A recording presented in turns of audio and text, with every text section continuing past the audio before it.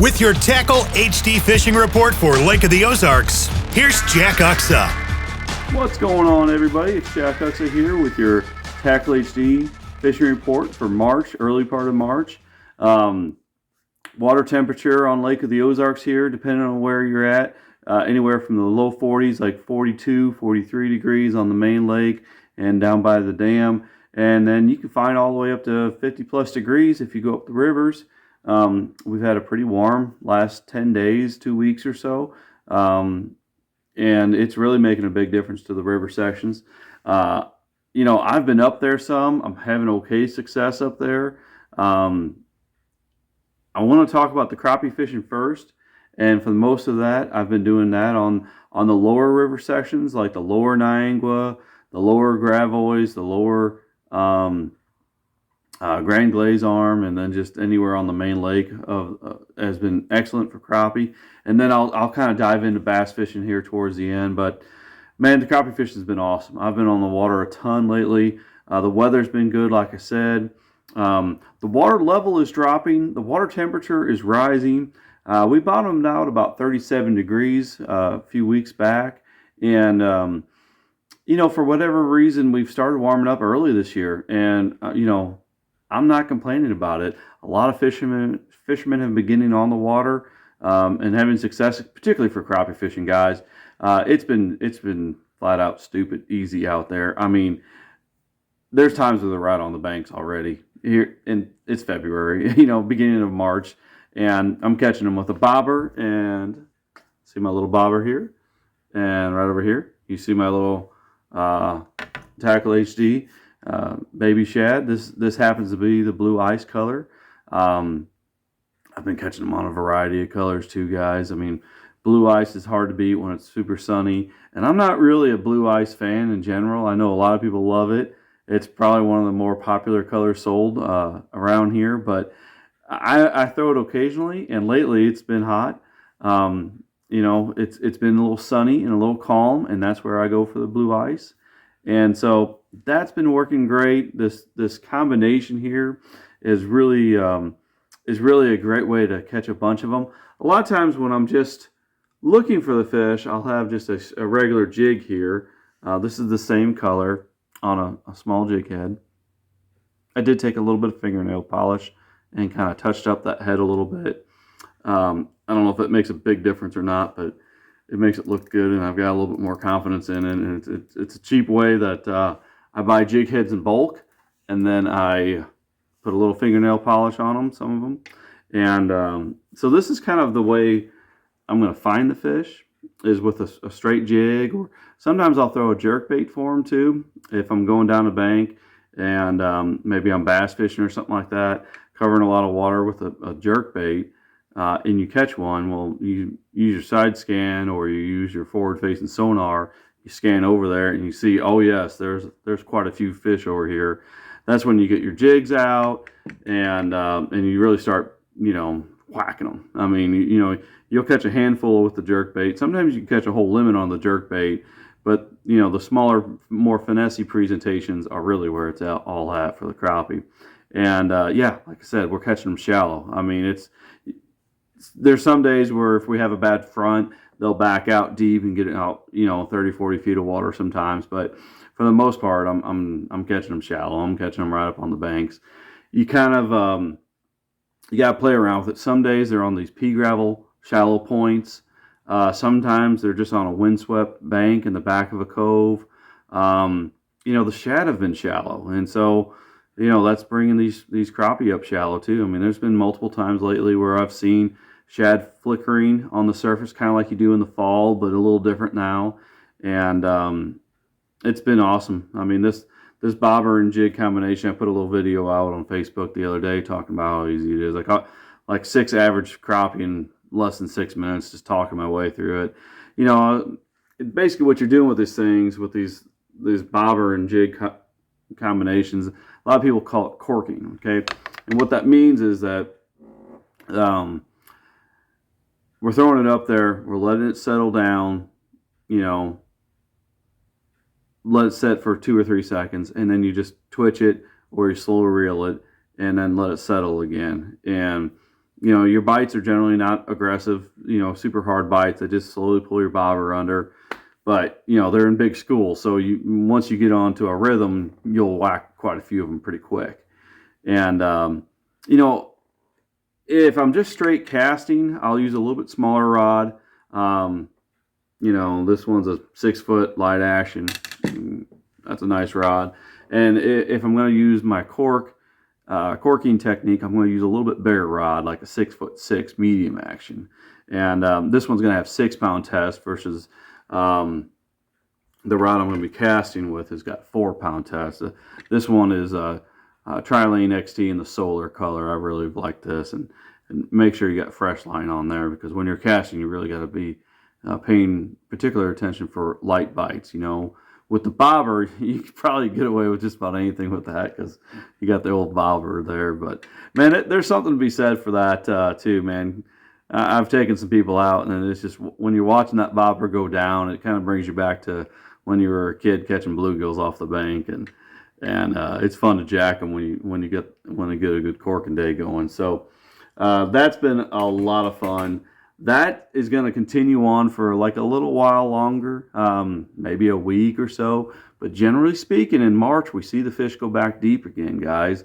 And it's not going to say it's going to get bad, but it's not going to be as easy as it has been. I mean, there hasn't been that many people on the water, and March usually brings out a lot of people. And for whatever reason, maybe it's just like they've been incubating their eggs right now. As we begin some warmer weather, they're incubating them, and then they're going to go stage out deep and wait for April. And then once April 1st comes around, then they'll really be serious about getting onto the spawn, waiting for just the right conditions where the water level's right, the water conditions are right, and the warming trend, maybe got a warming trend or just stable weather. And then they'll actually have their spawn in sometime in April.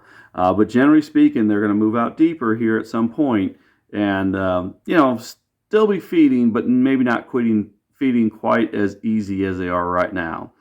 But it's easy right now. It's fun. I can't wait to get back out there to do my next crappie trip, because it's been a blast. So bass fishing has been challenging lately.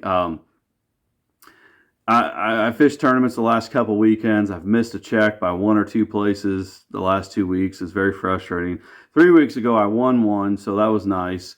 But that just makes you want to win some more tournaments. It's hard to do. So, gosh, where to start for bass fishing? The Alabama rig is such a big deal this time of year, guys.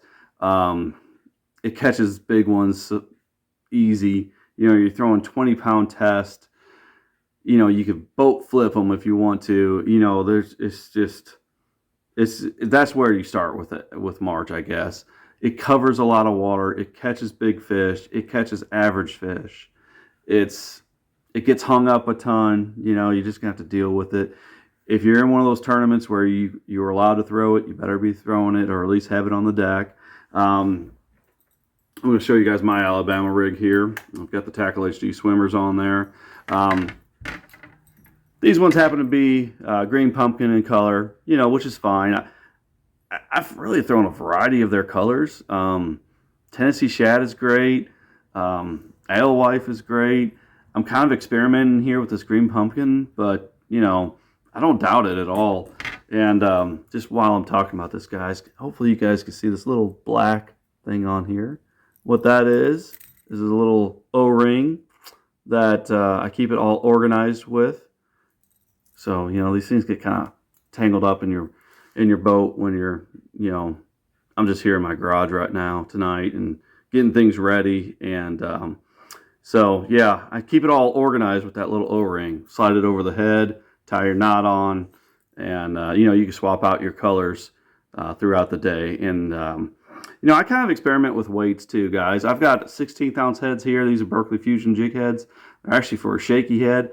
But they'll work on this just fine. I mean, they're good. Generally speaking, the bass have been moving a little bit shallower, about 12 feet. Try to go a little bit shallower than that at times, but for the most part, the water's been dropping, so it's hard for them to get really shallow. you know, and like I said, I'll change out colors and try different colors at times. This is the jerk bait. This is the next best bait to throw. And this was the Tackle HD one. This is, I forget what color they call this, but it's very similar to another name brand jerk bait that sells for about $25, $26 that a lot of you guys know that are, well, unfortunately, those $25 ones are made like junk and they break real easy when you throw them around the docks here on Lake of the Ozarks. So, you know, these Tackle HD ones, I mean, for the value, you can't beat them. You get 2 in a pack and you're still not spending anywhere close to $25. And right now, a lot of the bass are around the docks. I'm throwing in between the docks. They're using the docks. It's been sunny. And I don't mind throwing this thing alongside the docks because it's more durable and it's been catching fish. It's got some loud rattles that'll call them out from underneath the docks. That's the second best bait. I do have another swimmer here. This is on a Berkley underspin head. This is just a great mop-up bait. This is the 4-inch model. And you know, this is a bait that I really need to be throwing more often. It's a fun, easy bait. It catches just about everything that swims, and it's something unique that a lot of the guys aren't throwing right now. It's a good follow-up bait for the A-rig. Now I'm picking up the spinner bait, okay? So this thing is getting a little bit more complicated, but this is more of a thing to come.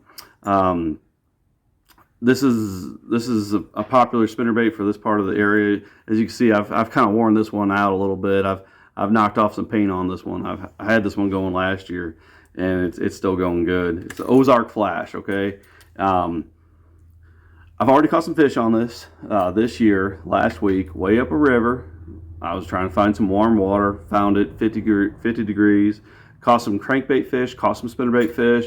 Wasn't really the size I was looking for yet. Things weren't stable enough up there. I'm not really sure what the problem was with the fish, but they really weren't there yet. But guess what? It's coming. This weather forecast is awesome. March is one of those time frames where it can be very, very frustrating because there's going to be some guys that are just going to absolutely kill them. I mean, catch big, you know, the biggest groups of bass all year long will be caught in March. And then most of the field's going to struggle. I mean, we've got some tournaments coming up where, you know, 60-70% of the field's not going to catch a limit, not going to come close to catching a limit. So it's kind of all or nothing right now in March, and it can be very frustrating. March is probably one of the more frustrating months out there because, you know, some days you're the hero, some days you're the zero. But it's a time frame that I really get excited about, and I you know, every year I look forward to March 1st. I mean, it's an unofficial start to the fishing season for a lot of people, and you know, I've been out there a ton already being a fishing guide, and you know, I don't ever stop. I mean, January, February, whatever, I'm out there a ton. But March is a cool time of year. You know, you get to wear less layers. You know, still, you know, be careful, guys. Wear your life jackets. Water temperature is still cold. You know, if you would have a mishap or something like that, it'd be really bad. You know, hypothermia can definitely set in. And we'll see a lot more beginners out there here real soon. The boat ramps are going to be getting a lot more busy here soon.